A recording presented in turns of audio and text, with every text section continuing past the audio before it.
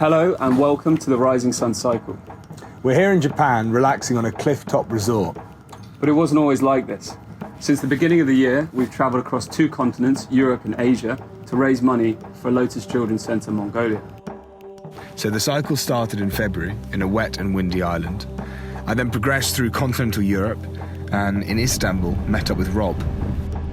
We then continued through Central Asia before heading through the Stans and finally ending up in Mongolia, where we stayed at Lotus Children Centre, our chosen charity. In our 8 months of travelling, we've stayed in some pretty strange places. In storm drains underneath Chinese highways, under temple eaves in typhoons. In the vast expanse of desert surrounded by spiders and wild dogs. In tubes filled with feces, even underneath the Great Wall. But we've stayed in a few bedrooms as well. We've been showed some amazing hospitality by people right across the whole of Asia. But not everyone has treated us so well. We've had our fair few run-ins with the police. In China, in the controversial Xinjiang province, we were stopped 3 or 4 times a day. The food has really been a mixed bag. Central Asia probably isn't the most renowned culinary region. But we've occasionally found some real gems. During Mongolia, we were on a diet of about 8 pot noodles a day. Healthy student stuff. But this was Michelin compared to Uzbekistan.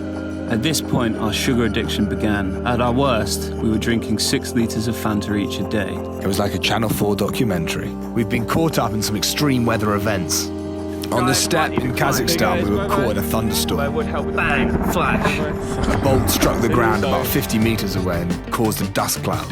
Rob was quite frankly terrified. Spending this long in a tent with anyone, it's been a test. I've been suffocated nightly from Harry's gas. Almost like the time we suffocated in a Kyrgyzstan mountain tunnel. We almost asphyxiated on carbon monoxide. We've worn our equipment down to the bone. I've worn through 3 sets of lycra, and my shoes are breaking down too. And yet we remain, happy as ever. We've replaced endless tyres. Mainly me. We've seen some amazing cultural sights. In Kyrgyzstan, we found a nomad Olympics, saw some horse wrestling and horse rugby. And then it was into Mongolia, the real heart of our trip. Spaces got even larger. We saw Mongols riding across the steppe on horseback. And then, finally, we got to Ulaanbaatar, the capital of Mongolia. Ulaanbaatar is the most polluted city in the world. This causes a whole range of social and cultural issues that put children at risk. We met with UNICEF representatives and local charities to discuss the issues. Air pollution is a massive public health problem. It particularly affects children already during pregnancy and then also in the early years. Some of the big issues when you talk about health is during pregnancy, exposure. It results, for example, the risks in terms of lower birth weights, in terms of preterm births, fetal mortality, potentially damage to the brain. And then after birth, we see that their lungs are not very well developed. And then quickly they get pneumonia, and then before you know, they get all kinds of problems in and out of the hospital.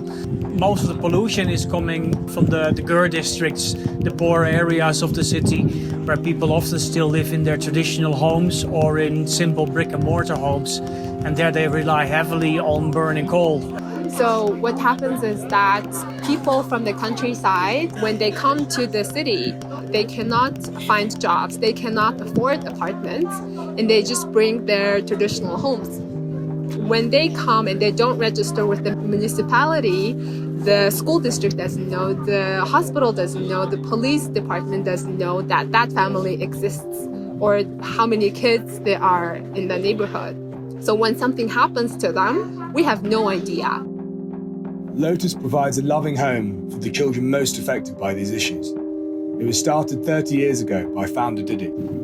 I came to Mongolia in 1993 as a yoga and meditation teacher, and life was a bit hard in Mongolia at that time. A lot of people ended up with nothing much, and it became a problem of kids leaving the homes and going in the street to survive, and it's pretty tough.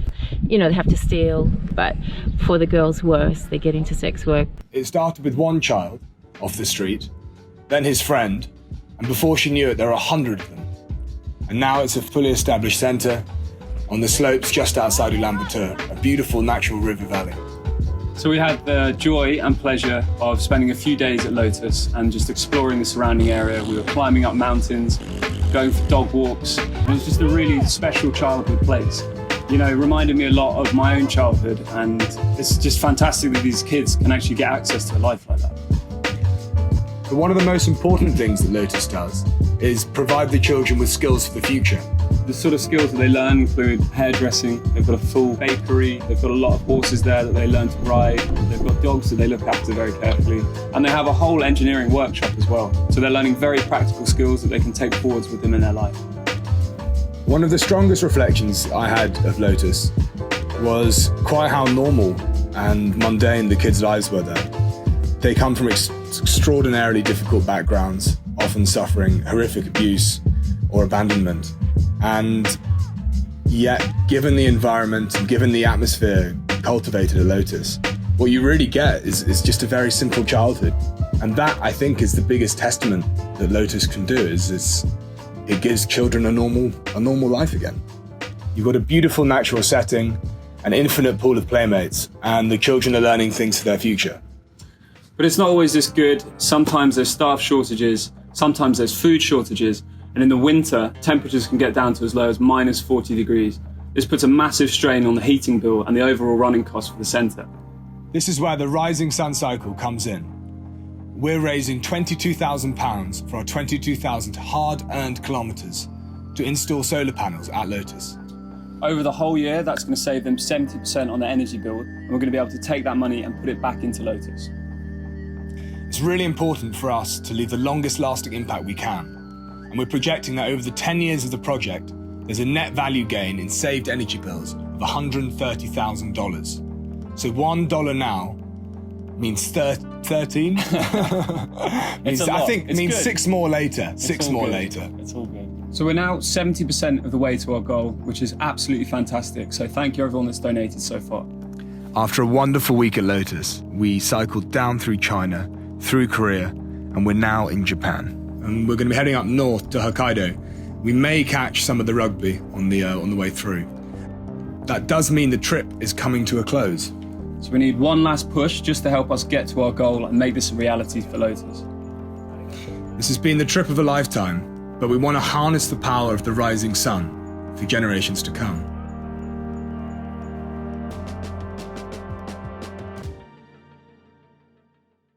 To donate, head to farsidestudio.com/rising sun cycle. Give all you can, and more.